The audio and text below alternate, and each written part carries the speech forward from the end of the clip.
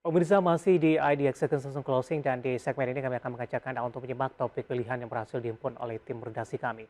Di mana harga saham ketiga emiten pertambangan logam yakni Vale Indonesia, PT Timah serta Aneka Tambang cenderung volatile di dalam 3 bulan terakhir. Cukup banyak investor yang menanyakan ke kami, terutama di IDX Second Closing, banyak yang nyangkut di level atas ini dan kita akan coba lihat bagaimana prospek ketiga saham ini ke depannya terkait juga dengan perkembangan fundamental dan sentimen dari sisi sektornya pemirsa. Mari kita simak informasi selengkapnya dalam tayangan berikut ini.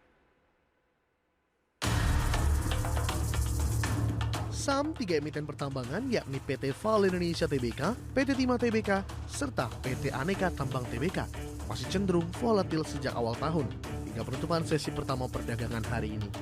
Meski saham Vale Indonesia dan PT Timah menunjukkan penguatan jika dihitung sejak awal tahun, jika dibandingkan dengan Aneka Tambang yang menurun, namun ketiga saham tersebut kompak menunjukkan tren pelemahan sejak akhir kuartal 1 sampai dengan saat ini. Pada akhir Maret 2022, harga saham Inco ditutup di level 6.700. Sementara pada sesi pertama hari ini berakhir di level 6.175. Sementara saham TIMS ditutup di level 1.820 pada akhir Maret dan di level 1.500 di paruh pertama hari ini. Sedangkan saham Aneka Tambang pada akhir Maret parkir di level 2.440 dan menjadi level 1.980 pada penutupan sesi pertama hari ini. Sementara itu, analis RHB Sekuritas Rian Santoso dalam risetnya yang dikutip Kamis kemarin mengungkapkan, nikel menjadi komoditas yang terbukti tangguh sejauh ini dan memberikan dampak positif bagi emiten, termasuk Vale Indonesia. Hal ini dibuktikan dengan kembali melonjaknya harga nikel setelah sebelumnya terkena guncangan hingga turun 23% akibat penyesuaian harga harian yang dilakukan London Metal Exchange.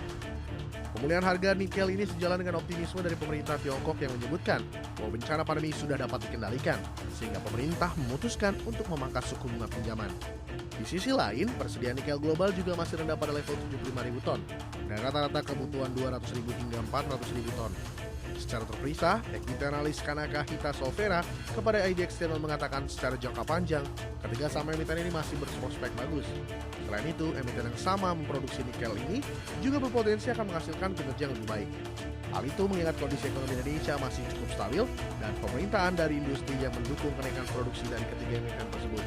Adapun Inco adalah emiten yang paling sensitif terhadap perubahan harga nikel di antara emiten sejenis. Hal ini dikarenakan 100% pendapatan Vale Indonesia disumbang oleh penjualan nikel met.